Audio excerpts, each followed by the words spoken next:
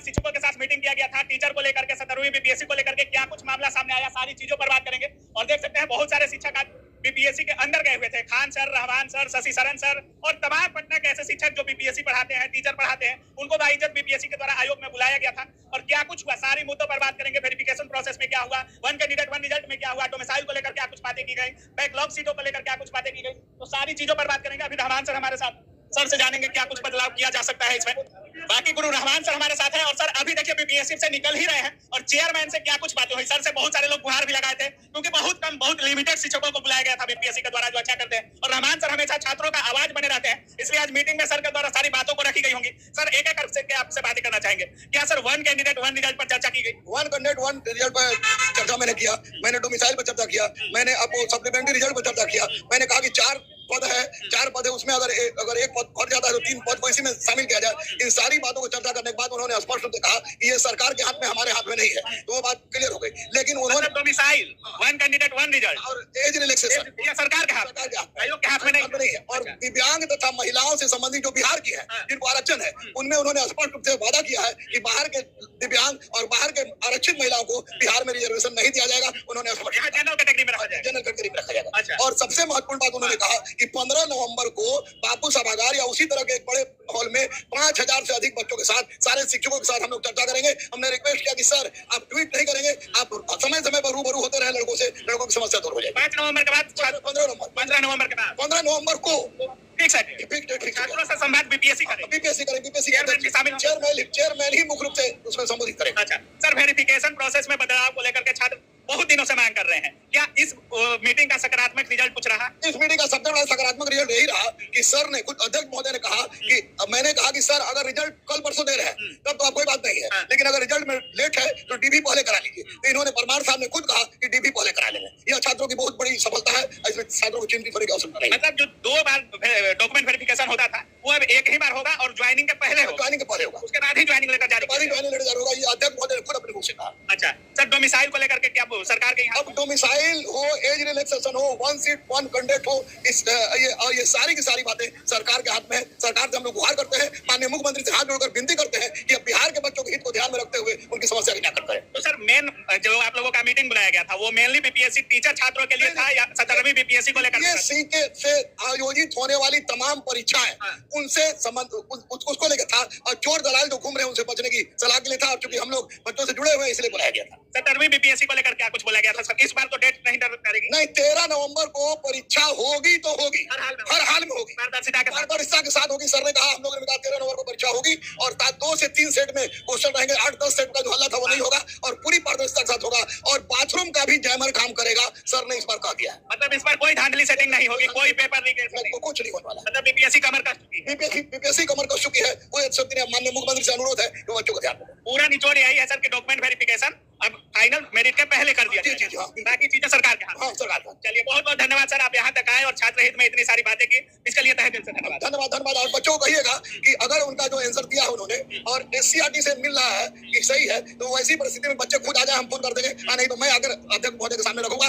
SCERT और NCERT दोनों मान्य है। अच्छा, और सर बहुत सारे क्वेश्चन भी गलत है, तो एनसीईआरटी और एससीईआरटी के आधार पर दोनों। हमने बोला कि सर किस किताब को आधार बनाया जाए, तो उन्होंने कहा कि एनसीईआरटी और एससीईआरटी। बहुत सारे सवाल इंग्लिश का आंसर मैंने कहा कि सर मैथ में उसका अंग्रेजी में कुछ अलग मतलब निकल रहा है और हिंदी में अलग मतलब निकल रहा है। तो उन्होंने कहा उस तरह की कोई भी समस्या हो तो आप लेके आइए प्रमाणिक स्रोत के साथ। अगर बच्चे नहीं आते हैं तो आप लेके आइए, हम उस फोरम में सोच करेंगे, उसको मान लिया जाए। ये निश्चित रूप से। शशि शरण सर निकल चुके हैं और अभी हम लोग बीपीएससी गेट के बाहर है और शशि शरण सर हमारे साथ है। सर क्या कुछ निचोड़ रहा है आज का पूरे मीटिंग का?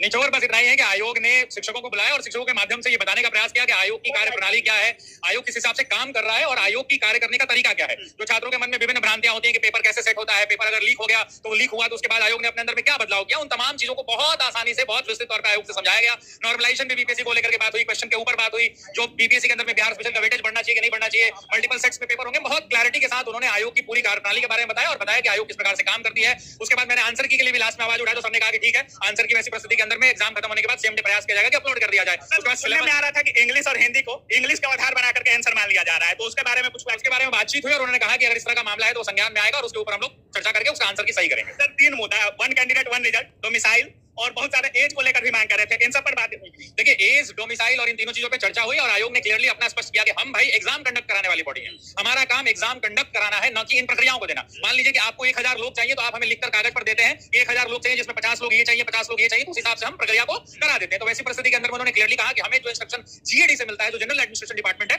वहां से जो भी हमें मिलता है उस अनुसार आयोग एक एग्जाम कंडक्टिंग बॉडी है। पहले बच्चों को यह समझना होगा और वो विस्तृत तौर पर उन्होंने बताया कि आयोग जो है एग्जाम कंडक्टिंग बॉडी है और हमारा काम वही है कि जो हमें छप के आता है, हमारे पास जो आदेश आता है, कितनी चीजें इस तरह से फॉलो करनी है, हम उसको फॉलो करके परीक्षा कराते हैं। मतलब ये मुद्दा है शिक्षा विभाग और सरकार। बिल्कुल, इन्होंने सीधा कहा कि इसके लिए बेस्ट अपील अथॉरिटी जो है, जो इसके ऊपर जवाब दे पाएगी, वो हमारा जो है गवर्नमेंट की अथॉरिटीज है जो इसके ऊपर जवाब दे पाएंगी। ये हमारा काम। प्रोसेस को लेकर बहुत सारे सवाल हो रहे हैं, क्योंकि पहले ही वेरिफिकेशन करा लिया जाता है और पहला आयोग बीपीएससी है जो ज्वाइनिंग के पहले वेरिफिकेशन करा लेता है सर, और बाद में बहुत सारे फर्जी शिक्षक पकड़ा। इसके बारे में बीपीएससी ने इसमें कहा कि हमने ये प्रक्रिया शुरू कर दी और हम लोग वेरिफिकेशन करा रहे हैं। तो मुझे इनकी बातों से ऐसा अनुसार लगा कि हो सकता है कि बीपीएससी टीआरई के अंदर में भी डॉक्यूमेंट वेरिफिकेशन पहले कराया जाए, क्योंकि सर ने इस पर क्लियरली कहा कि हम करा रहे हैं और हम एक परीक्षा नहीं, शायद उन्होंने 14 परीक्षा या कितनी परीक्षाओं को पहले कराया। तो आयोग ने बड़ा बेहतरीन जवाब दिया और मतलब ये एक अच्छा पहल है जो बिहार लोक सेवा आयोग ने पटना के जो जाने माने शिक्षक हैं, जो गिने हुए महत्वपूर्ण शिक्षक हैं, जिनके माध्यम से बिहार तक ये बात जा सकती है, उनको बुलाकर अपने पास सारी चीजों को समझाने का प्रयास किया। सर, डोमिसाइल को लेकर बहुत लोग कह रहे थे कि केवल लिमिटेड कर सकता है, शिक्षकों को बुलाया गया है, अदर स्टेट वालों को 10% या 20% आंकड़ा भी दिया, जैसे टीआरई 1 का सर ने बताया कि 1 लाख के आसपास जनरल का सीट है, उसमें 14000 लोग बिहार के बाहर के लोग थे। और उन्होंने क्लियरली कहा कि हमारे पास डोमिसाइल के हक में फैसला लेना आयोग का काम नहीं है, आयोग का काम है परीक्षा कराना। हमारे पास जो आदेश आता है, जो जनरल एडमिनिस्ट्रेशन डिपार्टमेंट या जो एग्जाम कंडक्टिंग बॉडी है,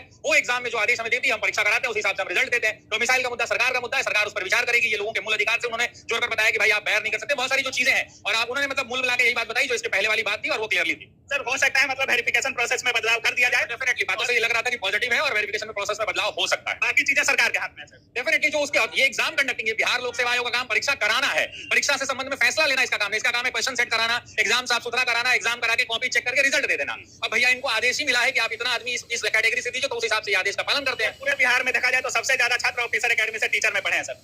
उन छात्रों के हिसाब के लिए पांच बड़ी मांगे करी थी। जैसे वन कैंडिडेट वन रिजल्ट पे बातचीत हुई, डोमिसाइल के मुद्दे पर बातचीत हुई, उसके बाद आंसर की को लेकर मैंने कहा कि भाई सेकंड बार भी विंडो ओपन करना चाहिए। जैसे पहली बार विंडो क्लोज हो जाता है, लोग आपत्ति दर्ज कराते हैं, रिवाइज आंसर आ जाता है, तो मैंने रिक्वेस्ट किया और उन्होंने उसको सहर्ष स्वीकार भी किया कि शायद 1 या 2 दिन का मौका मिल सकता है। उसके बाद आंसर की बाद मैंने कहा कि सर सिलेबस टीआरई का अपलोड नहीं है, बीपीएससी की वेबसाइट पर करा दिया। उन्होंने बड़ा पॉजिटिव रिस्पांस दिया, बोला कि ये भी हो जाएगा, कोई बहुत बड़ी बात नहीं है। फिर हमने कहा कि सर आंसर की जो 2, 3, 4, 10 दिन 1 महीना लग जा रहा है, इस बार हुआ, पहले तो जल्दी आता था। तो उन्होंने बातचीत करी और उन्होंने कहा कि हाँ हमारे पास, मैंने कहा कि सर क्वेश्चन जब आता होगा तो आंसर भी आता होगा, तो उन्होंने कहा बिल्कुल। तो ऐसी परिस्थिति के अंदर में उन्होंने भरोसा दिलाया कि आंसर की भी जल्द अपलोड है, क्योंकि बना बनाया रहता है, परीक्षा खत्म हुई उसके बाद जल्द अपलोड कराने का प्रयास। रिजल्ट कब तक आ सकता है सर? सबसे बड़ा सवाल है कि बीपीएससी टीआरई 3.0 का रिजल्ट कब जा रहा है? रिजल्ट के बारे में सर ने क्लैरिटी कुछ बताया नहीं, लेकिन इनके पास इनका यही कहना था कि हमारे पास रिजल्ट बनके सब कुछ तैयार है, जिस दिन हमारे पास आदेश आ जाता है उसके 1 सप्ताह के अंदर में हम रिजल्ट देना चालू कर देंगे। बहुत ही पॉजिटिव तरीके से आरक्षण पर भी कोई बात, आरक्षण पे बात हुई, क्षैतिज और हॉरिजॉन्टल जो दिव्यांग वाला मामला था उनको बहुत क्लैरिटी के साथ उन्होंने समझाया। महिला आरक्षण के में जो है वो क्षैतिज, हॉरिजॉन्टल और वर्टिकल आरक्षण को बहुत क्लैरिटी के साथ समझाया और उन्होंने इन चीजों पर बातचीत की। चलिए बहुत बहुत धन्यवाद, बहुत शुक्रिया, बहुत पॉजिटिव रहा रिस्पांस। डेफिनेटली ऐसे बैठक होते रहने चाहिए, इससे हमारे लिए भी। और हम क्या है कि हम जो बातें ये बैठक का मूल उद्देश्य ये था कि बिहार के छात्रों में कोई भ्रम न फैले, कोई गलतफहमी न फैले और वो छात्रों तक उचित तरीके से बात पहुंच जाए। वो आयोग की तरफ से आयोग ने बैठक बुलाई और हम सबकी जिम्मेदारी है, सभी शिक्षकों की कि हम बच्चों तक ये बात पहुंचाएंगे। चलिए बहुत बहुत धन्यवाद, अच्छा है तुम्हें बात। बहुत शुक्रिया।